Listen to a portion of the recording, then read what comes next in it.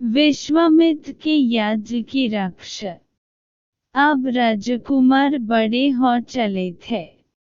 राजा दशरथ ने उनको सुयोग्य शिक्षकों के आश्रम में भेजा। राजकुमारों ने थोड़े ही समय में वेद, शास्त्र, पुराण और राजनीतिक प्राप्त कर ली। धनुर्विद्या और धनुर्वेद में वे कुशल हो गए। वीरता तो उनके रक्त में ही थी। चारों भाई सब विद्याओं में निपुण और पराक्रमी थे। उनमें राम सर्वोपरि थे। बल विक्रम के साथ उनमें शील विनय आदि गुण भी थे। अपने पुत्रों के रूप, गुण और शील स्वभाव को देखकर माता पिता हर्ष से फूले नहीं समते थे। राजकुमारों के युवा होने पर राजा को उनके विवाह की चिंता हुई।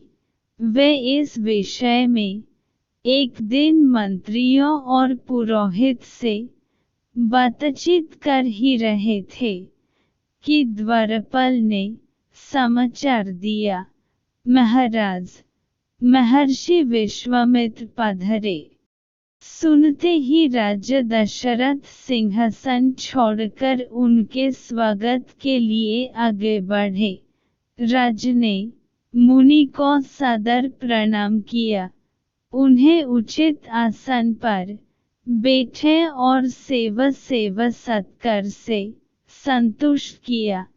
इसके बाद राजा दशरथ हाथ जोड़कर बोले, भगवान आपके पधारने से हमारी नगरी धन्य हुई। अब आज्ञा करें कि क्या सेवा करूं? विश्वामित्र प्रसन्न होकर बोले, राजन, विशेष कार्यवश ही आपके पास आए हूं।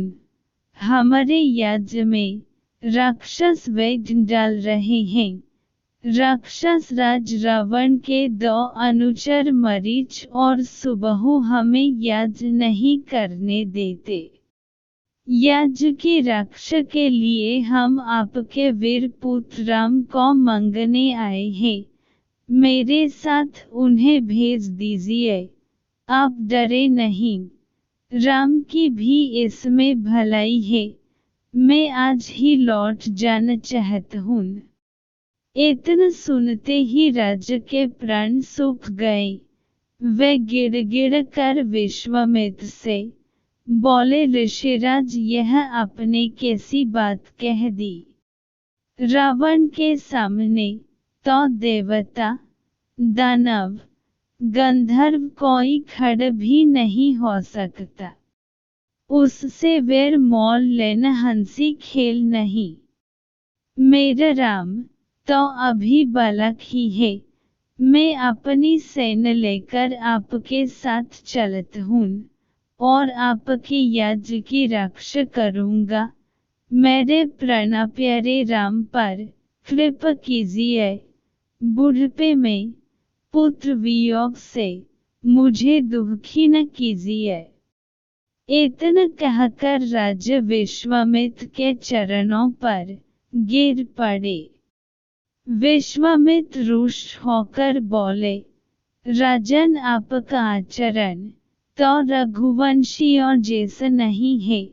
लो मैं जाता हूँ।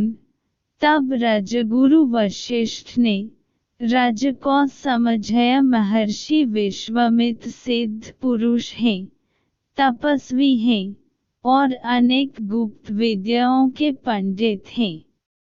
वे कुछ सोच समझकर ही आपके पास आए हैं। राम को जाने दें, कोई इनका बल भी भंग न कर सकेगा।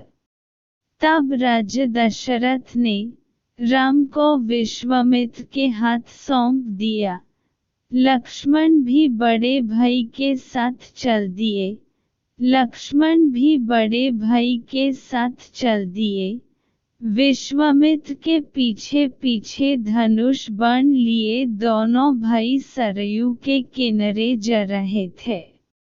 जब वे 3 कोस दूर निकल गए, तब विश्वामित्र ने कहा, तुम दोनों भाई नदी ने आचमन कर मेरे पास आओ। मैं तुम्हें बला अतिबला नाम की गुप्त विद्याएं सीखना चाहता हूँ। इन विद्याओं के मिलने पर तुम्हारा आत्मबल बढ़ जाएगा और असुरी शक्तियों से तुम्हारी सुरक्षा रहेगी। दोनों भाइयों ने ऋषि की आज्ञा का पालन किया। विद्याओं के ग्रहण करते ही उनमें नवीन स्फूर्ति आ गई। उस दिन वे सरयू नदी के किनारे ही टेक गए। अगले दिन वे सरयू के किनारे किनारे फिर आगे बढ़े। सरयू और गंगा के संगम पर उन्होंने गंगा पार की। अब वे एक भयानक वन में पहुँचे, जहाँ तहन हाथी, सिंह, सुअर दिखाई पड़ने लगे।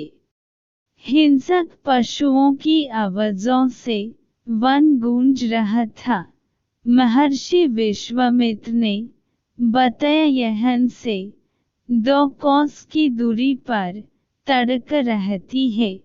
वह बड़ी बलवती, भयानक और दुष्ट है।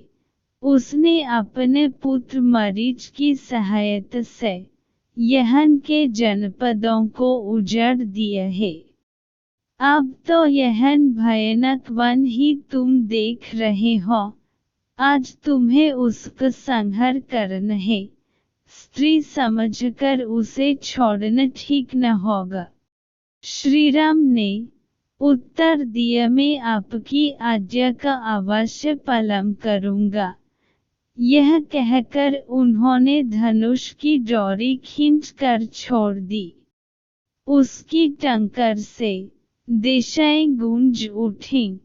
महराक्षसी तड़क भी उसे सुनकर एक बार घबरा गई और फिर गरजती हुए दौड़ी। राम के पास पहुंचकर उसने धूल धूल का बादल उड़ाया और वह पत्थरों की वर्षा करने लगी। राम ने उसे बाणों से घायल कर दिया। तब तड़क अपनी लंबी बाहें फैलाकर राम पर झपटी। वह अदृश्य होकर घायल कर दिया। तब तड़क अपनी लंबी बाहें फैलाकर राम पर झपटी। वह अदृश्य होकर फिर पत्थर बरसने लगी। राम ने उसे चारों ओर से वनों से घेर लिया। फिर उसके हृदय में उन्होंने ऐसा तीक्ष्ण बाण मारा कि वह हर कर गिर पड़ी। विश्वामित्र ने राम को गले से लग लिया। प्रसन्न होकर ऋषि ने दंड चक्र, कालचक्र, ब्रह्मास्त्र आदि अनेक दिव्य राम को दिए। राम और लक्ष्मण को साथ लिए मुनि विश्वामित्र अपने तक आगे बढ़े। महर्षि विश्वामित्र का यही आश्रम था। आश्रमवासियों ने उनका यथोचित सत्कार किया। विश्वामित्र ने उसी दिन यज्ञ आरंभ कर दिया। 5 दिन तक यज्ञ निर्विघ्न चलता रहा। 6ठे दिन आकाश में घोर गर्जन सुनाई पड़ी। देखते देखते काले बादल जैसे 2 विशालकाय राक्षस वहां आ पहुंचे। इनमें से एक तड़क का पुत्र मरीच था और दूसरा उसका साथी सुबाहु था।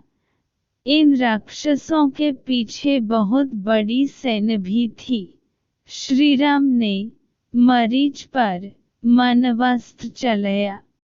उसके आघात से वह मूर्छित हो गया और बहुत दूर समुद्र के पास जा गिरा। जब उसे होश आया तो वह दक्षिण की ओर भाग गया। सुबाहु को श्री राम ने आग्नेयास्त्र से मार डाला और सारी राक्षस सेना का वायव्यास्त्र से संहार कर दिया। विश्वामित्र का यज्ञ निर्विघ्न समाप्त हो गया। विश्वामित्र ने राम को हृदय से लग लिया। सब ऋषि राम की प्रशंसा करने लगे। चले जात मुनि दिन ही देखाई, सुनी जोड़कर पूछे अब हमारे लिए क्या आज्ञा है। विश्वामित्र ने बड़े स्नेह से कहा वत्स मिथिला के राजा जनक को तो तुम जानते होंगे, वहाँ बहुत बड़ा यज्ञ हो रहा है, हम लोग को वहाँ जाना है। तुम दोनों भाई भी हमारे साथ चलो। राजा जनक के यहन एक विचित्र धनुष भी है, उसे कोई उठ भी नहीं पाता, वह धनुष भी तुम देखना।